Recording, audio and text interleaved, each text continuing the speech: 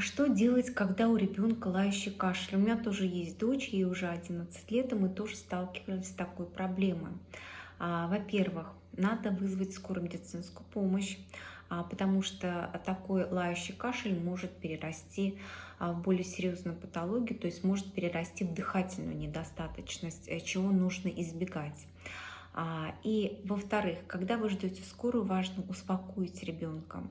Можно включить мультики, можно сделать массаж, можно набрать ванну с водой, горячей водой и паром. Ребенок будет дышать, в то же время это будет действовать как отвлекающая терапия, это раз.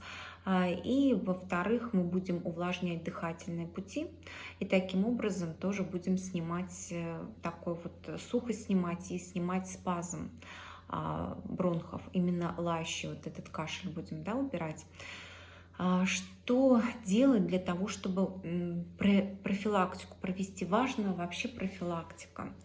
Во-первых, окно не должно быть закрыто, в помещении не должно быть душно. Во-вторых, значит, мы открываем окно, да, это первое. Второе, ночью, в 3 часа ночи надо будить ребенка, если есть склонность к такому, да, состоянию, надо разбудить ребенка и дать ребенку теплое щелочное питье. Да, это сложно будить ребенка и давать ему попить, но это необходимо.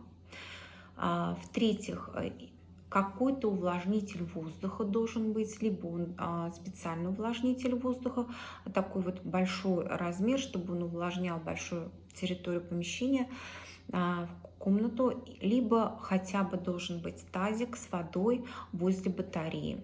А полотенце на батарее этого мало, то есть дополнительно можно и полотенце вешать на батарее и так далее.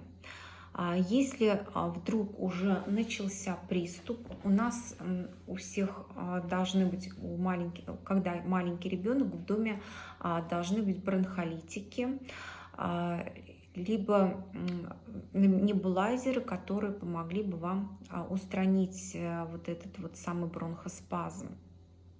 И также должна, ну, возможно сделать, то есть небулайзером важно сделать ингаляцию, подышать даже физраствором, это будет уже хорошо. И дать ребенку именно подышать теплым, да, таким паром, чтобы увлажнить дыхательные пути, дать ребенку попить, опять же открыть окно для того, чтобы поступал свежий воздух, и вызвать скорую, сделать массаж. Это в том случае, если у нас уже возник приступ.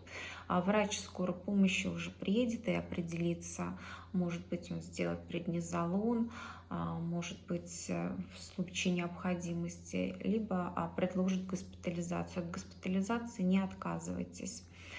Всего доброго, берегите себя.